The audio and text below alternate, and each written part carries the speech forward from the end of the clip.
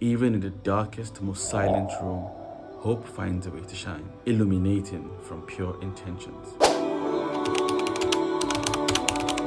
Yusuf alayhi salam was filled with excitement.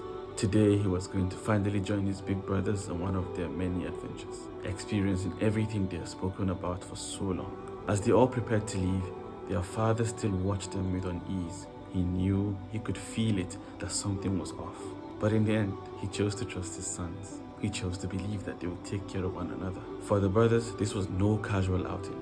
They had a plan. They knew exactly what the agenda was. Today was the day they would finally separate their father's favorite son from him. This was a day that meant that their father's attention would finally come back to them.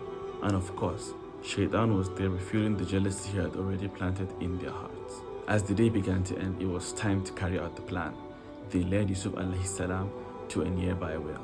With playful words and convincing smiles, they managed to get him to take off his shirt. And apparently, stepping inside the well was part of the game. Who was Yusuf alayhi salam at the time to say no to his brothers? He was young. And just like that, the game was over. The brothers sealed him shut, leaving him trapped inside the well. They turned their backs and walked home, leaving his fate to the unknown.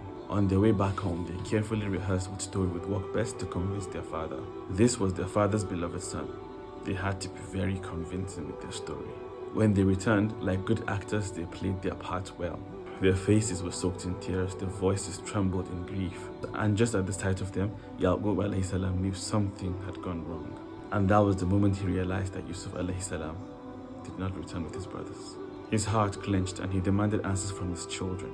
In practiced harmony, they delivered their lie. We were playing and we got distracted, and then a wolf came and took Yusuf away. That was the product of their perfect lie. But Yaqub alayhi salam had lived long enough to see through deception. His sons were clearly lying to him. They held up the shirts of Yusuf alayhi salam to their father. It appeared to be stained with fake blood. This was meant to be the evidence that their story was real. Yaqub alayhi salam did not see any marks on the shirt. There was no sign of struggle, and he accepted that something had gone wrong, and there was nothing he could do about it at the moment but to leave everything to Allah. Meanwhile, Yusuf alayhi salam was still in the well.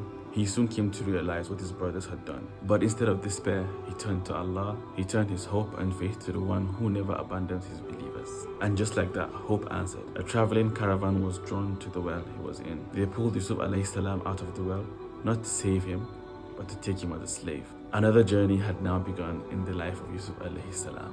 This journey would take him to Egypt, where he would get closer to his dream. Bismillahirrahmanirrahim. وجاءوا أباهم عشاء يبكون قالوا يا أبانا إنا ذهبنا نستبق